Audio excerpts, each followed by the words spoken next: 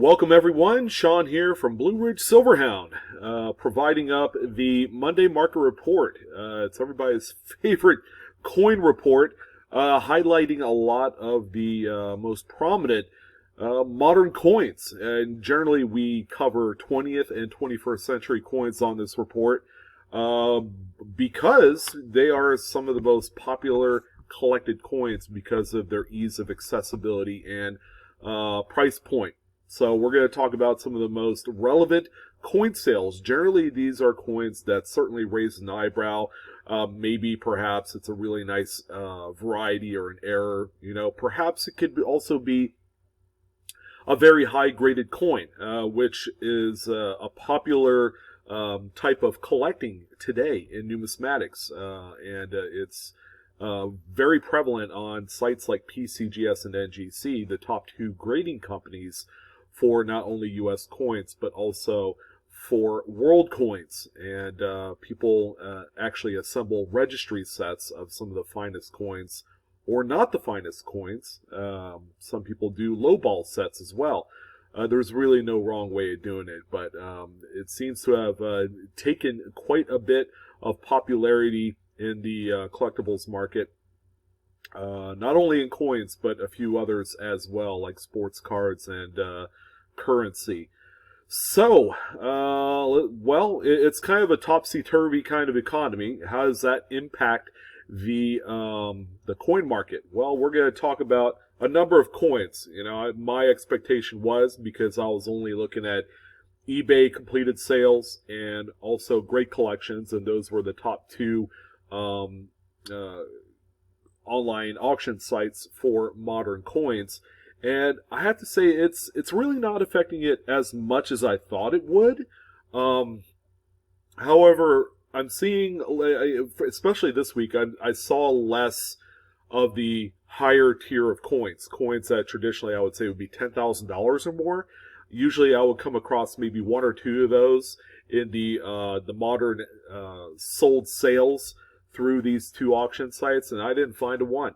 But we have a nice selection of coins to talk about. As always, if this is your first time here, welcome. Hit the subscribe button if you haven't done so already, your first time here, and like and share, and hit the bell for instant notifications, so that way every time I put a new video up, you'll get first-hand access right away of that new upload. So we're going to go ahead and get started with the one eBay listing that I felt like was relevant enough to put on this list. And we're going to go ahead and kick it off with the Washington Quarter. Now, it's a 1962D. This one is a coin that graded PCGS Mid-State 67. It's a really nice high-grade coin. One of the tougher dates to find in anything above Mid-State 65. Only because these coins were not as preserved in the best conditions. Usually these were hoarded up in big old mint bags, and the coins just clashing together, and you get coins with a bunch of nicks and other problem types on there. But this one right here exhibits some really pretty toning. You'll see my little mouse pointer.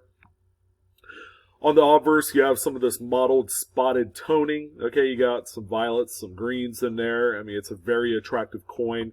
Looks like it could have been a roll ender at one point, but this is a really nice high-grade coin. Low pop. There's not a lot of these in 67. So this particular example sold March 13th for $2,150, and it is certainly a peach and very collectible in today's standards. So this is the one big eBay sale that I wanted to highlight this week. And then throughout the rest of this video, you're going to take a look at a bunch of great collection sales. As you guys know, Great Collections, one of the top premier auction sites. eBay has kind of taken a back seat to Great Collections for a lot of like higher end type coins, especially in moderns. So we're going to take a look at the balance of this video is everything through Great Collections, starting with a 2015D Lincoln Shield set. There's been some questions coming along my way. How much are these high-graded shield sets going for? And we have a few examples. First, we have this 2015 D. It's a Denver minted example, as you can see from the grading label. It's a PCGS Mid-State 67 Plus, full red. One of the things that normally plagues this series is water spots, and you can see a few of them on here. You know, right where my mouse pointer is, you see a couple of the minute types of spots on here, but there's nothing large enough to really detract from the overall eye appeal of this coin. Now, the coin sold for $523.12, and some of you are probably going to ask, well, that seems like an enormous amount of money for a coin that's barely 5 years old. What is the big secret? Well, it's the grade obviously plays a huge role, but this is going to be an important addition to a registry set out there. So, you know, there you go. That helps justify the $500 bills for this coin. It's kind of strange, but sure enough, these do command somewhat of a secondary market premium. Same goes for the Philadelphia minted examples. Okay, these are still tough to find in that nice high mid-state fashion, especially with the absence of these water spots that we see all the time. This one is a 2015 P. Okay, it doesn't have a mint mark like you would normally associate on this one, much like the Denver. Okay, so the ones without the mint mark are minted and produced in Philadelphia. This one, much like the previous coin, is a PCGS Mid-State 67 Plus, full red. It's a nice satiny coin.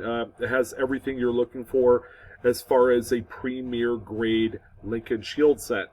Now, this example sold for $348.75. The 2015 P has a higher pop in a 67 Plus compared to the Denver, and that's why it sold for just a little bit less money than the previous coin.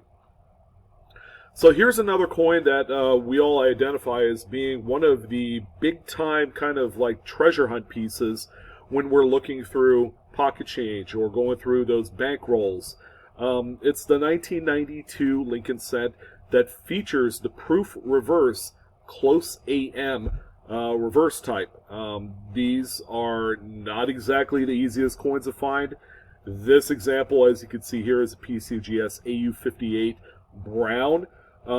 Yeah, it came straight out of circulation. All right, this is not there's no game-changing way to find these other than going through your coins or your bankrolls to even find them. Okay, they do pop up on occasion. The Denvers are a little bit more easier to find than the Philadelphia minted examples of this same type. But one thing you'll notice, the A&M are touching, or just about touching right here. It's going to be closer than what a traditional wide AM reverse is going to look like. In addition, you also have this bigger, broader G in the initials here at the foot of the Lincoln Memorial Monument. This coin right here sold for $1,237.50. Not bad considering the condition. You know, it's kind of amazing. You know, you can look through your change and find a coin that doesn't look all that gussied up or fancy, but you know, if you could earn yourself over $1,000 for such a coin, I think the search was well worth it. Alright, so here's another fantastic variety, cherry pickers type. It's a 1983 Lincoln Memorial cent. No big secret, it's the double die reverse. This is the big dog of the 1980s that we all strive to look for. This particular example is a nice one. It's a Mid-State 67 full red by NGC. One thing you'll notice on these examples, and it's kind of the typical look of a lot of these early 80s Lincoln cents for the copper-coated zinc types, is all these plating blisters that's just plaguing this entire coin. It detracts from the overall eye appeal of the coin, but it really doesn't affect a whole lot of the grade. So the graders will still grade these problem-free.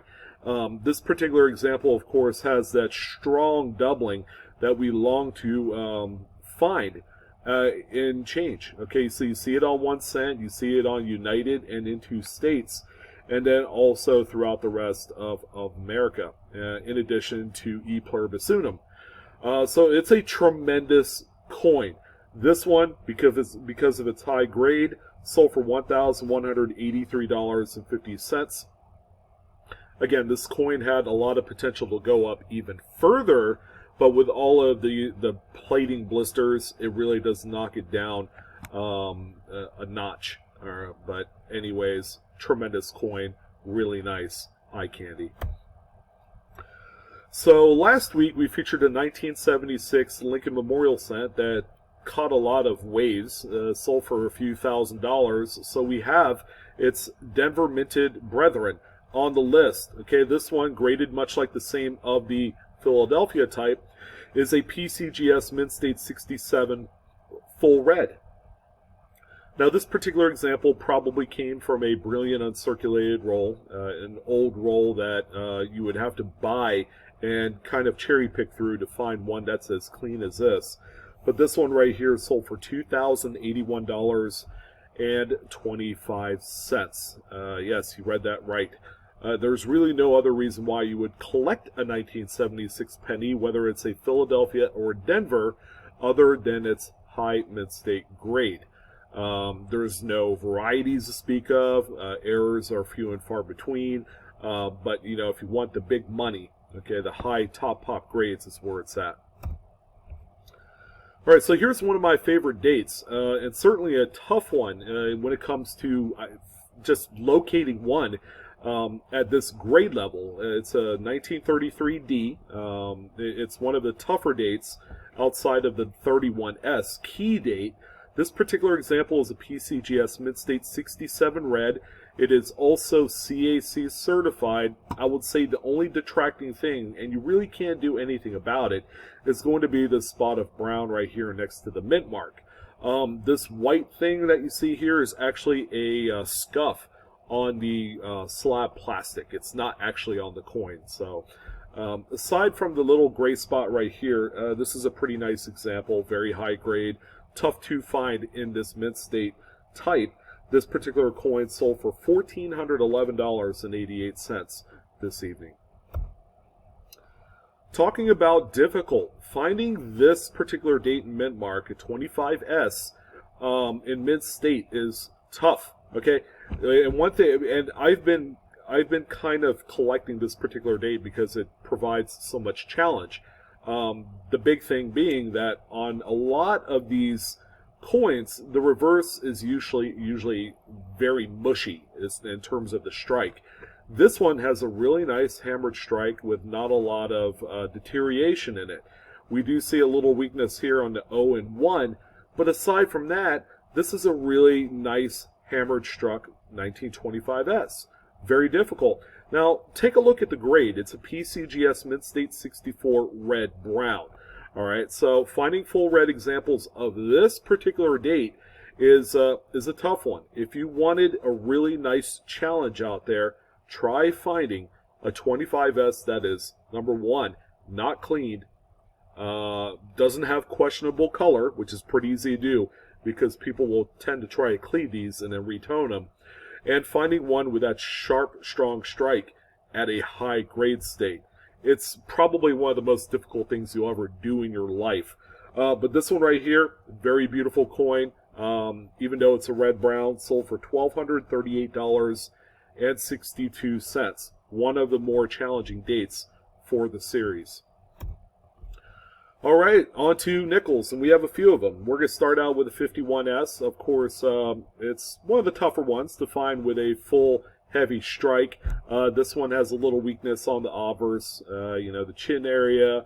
The hair is a little bit flat in a couple places, but it's a very difficult coin to find that's fully lustrous and with that sharp strike. This one is a PCGS Mint State 66 plus with full steps. So based off of the photos, it's tough to identify full steps, although I do see a few planchet nicks on this coin, which are pretty par for the course for any coin during the 1950s. That's a normal thing. But this example right here is sold for $1,411.88. All right, so we got another nickel here. How about 49D? This one right here is decent. All right, it's not one that I would say would knock your socks off. It was NGC graded for a reason, okay? And as you can see, it's a mid-state 67, 5 full steps, okay? For those of you that are avid Jefferson nickel collectors know that there's 6 steps on here. And if this coin was sent off to PCGS, it would not get full steps, not by a long shot. So NGC is able to do either 5 full steps or 6 full steps. But in any event, you have a few nicks here on the bottom step that disqualify it from being anything more than 5. This particular example, someone just needed for a registry set. And it's a pretty nice example for $1,040.62. All right, so that's what we're looking at there. And then finally, we have the 1938D Buffalo Nickel. Okay, there always seems to be at least 1 or 2 of these that sell every week. It is, no doubt about it, one of the easiest Buffalo Nickel dates to find in high grades. If you're out there trying to find one raw condition where you don't have to pay a huge, hefty premium like you would on a legit auction site like Great Collections, then you could pick one up generally for about 30, 40 bucks. All right, it's not expensive at all.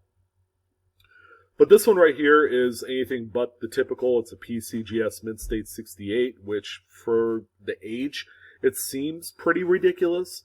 But this is a very clean coin. There's not a whole lot of distraction that I would see that could hold it back from being anything less than a 68. It's a pretty coin.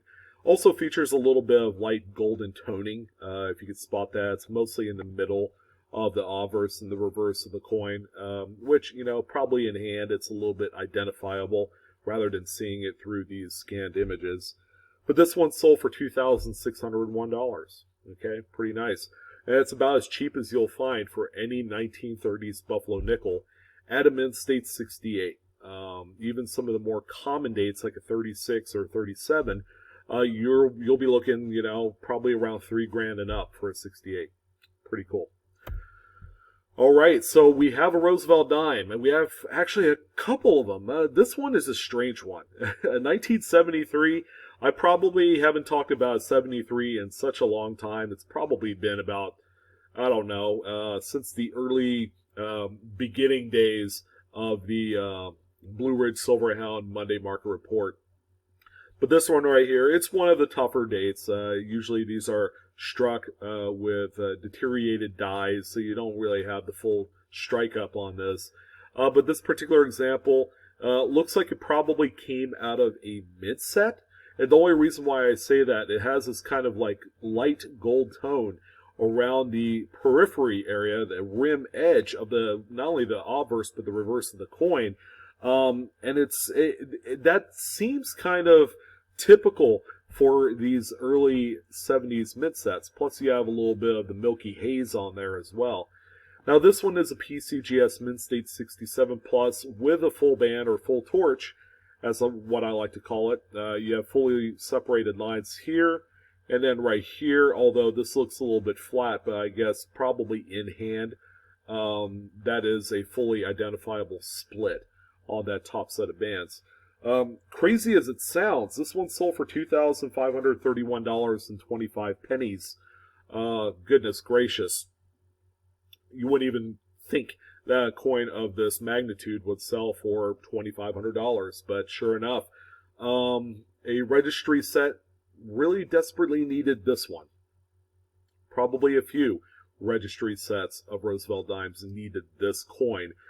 So there's probably 2 or 3 people that engaged in a bidding war to ramp this one up just to own it. So it's pretty crazy. I mean, it's a cool sale, great to talk about. Coin in itself has a lot of character. You know, it's got these funky striation lines that give it, you know, a nice woody, earthy feel to it. So there's a lot to love with this one. And here's the other Roosevelt dime. Talk about a stunner. The obverse, of course, inset with a lot of original toning. I mean, you see yellows, some of that goldenrod yellow, pinks with some teal and blue in there, and a little hint of green at the bottom of the obverse.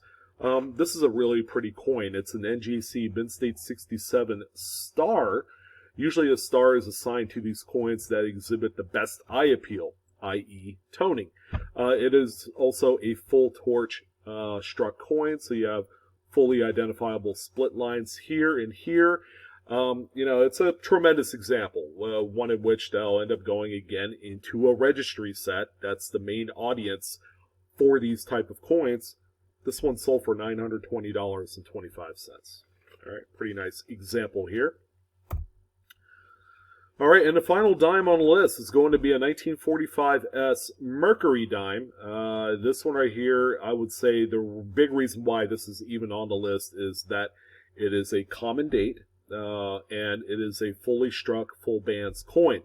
This one is an NGC Mint State 68 full split bands. Also exhibits some pretty nice early type toning, very archival in nature. This is a date and mint mark that traditionally you see quite a few of out there in maybe a 66 or 67 full bands, but 68 really elevates this coin to the next level. And with all that, considering this is a coin that sold for $2,368.12. So between this Mercury dime and the previous coin, the 59 Roosevelt, there were a number of coins featured from the Jean Chow collection that is being consigned and sold on Great Collections. I chose two examples from that storied collection. There were actually a ton of other Mercury dimes that were also represented from the same provenance. I personally invite you guys to check out their website, greatcollections.com, to take a look at the other Jean Chow collection pieces. They're all fantastic, they're all beautiful, and they're all pretty expensive. Pretty nice coin here. All right, so we have another Washington quarter. Okay, this time it's a sale on Great Collections, and it's one of the tougher dates. It's a 55D. Between the 55 Philadelphia and the Denvers, we're talking two of some of the most difficult coins to find in 67 and above, but this one right here is an NGC Mint State 67 that also features its fair share of original toning. All right, pretty attractive. It's got color, it's got various gradations in there. The reverse, you just have a little bit of this gold and maybe a little russet brown that is surrounding the edge of the coin. But this is one that sold for $1,054.12.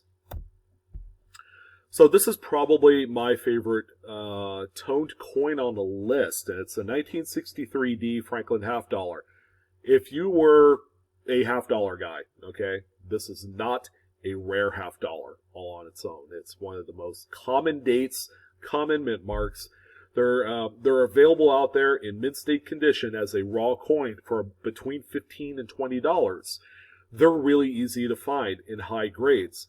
This one right here does not have the typical kind of like toning pattern. Usually these are blast white, but this one kind of has that, just very, very artistic in nature, kind of brush strokey type of toning, which is very interesting.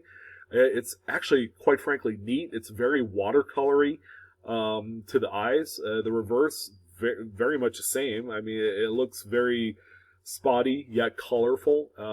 This is a really pretty coin. It's a PCGS Mint State 66 full bell lines, so it's got the full strike. It's got the lines that go all the way across uninterrupted at the bottom of the Liberty Bell. And this one sold for $1,246.50. One of my favorites. There's bound to be more of these out there. As recently as 20 years ago, this type of toning pattern was not at all attractive. Because of these kind of breaks and stuff in here, people figure, I'm just going to, dip this thing and get it blast white, and it's easier to sell that way. Now, people want artistic looking coins like this. And then finally, the last coin on the list is going to be the big dog of the week, and it's going to be this 1953 Franklin half dollar. Not a rare date, a little bit tougher to find with full bell lines and a nice high grade. This one is a PCGS Mint State 66 Plus with full bell lines. this is a very attractive example that exhibits some really nice attractive toning on the obverse. You have some of this purpley bluish kind of coloring on the front, which is very nice. Okay, and I could see why it's sold for $4,203. So, anyways, that is going to wrap up the Monday market report for the week ending March 15th. We are halfway through the month. We got a lot of things going on out there in the world today. A lot of things that probably are bothering more people than not. As you can see on the list, I didn't have a nice finely graded roll of Charmin on here. Believe it or not, I actually went on eBay to see how much these rolls of, or even packages of toilet paper sell for. I'm like, man, these things are selling for $40. Man, it's like, oh man, I can't believe people are taking advantage of people that really just want to, do their business in the bathroom and, not have to worry about it. But yeah, pretty crazy world we're living in. As you can see, the collectibles markets, well, especially for coins, is affected very little, very minimally. So that's good to see. People are still buying stuff. People are still shopping around, or still doing their e-commerce, or they're going to the brick and mortar to buy whatever they're looking for. I will say this, however. There are a few coin dealers locally where I live at in Northern California that are closed indefinitely.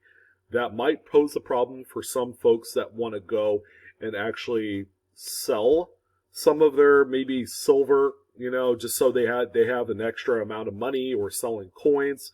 That might become a problem, but that's only a few shops in my area. I can't really speak for where you guys live, but the couple shops that are nearest me, I know that these are owned by older gentlemen, and we want to make sure that everybody stays safe. And, for all the folks out there who are of age, a little bit older generation that, probably have collected coins for a long time, we want to make sure that we keep you ladies and gents around. So, with all that being said, that is going to wrap it up today. And we have a black screen because I forgot to type in my usual doodad. But usually at this black screen, it would say, thank you for watching.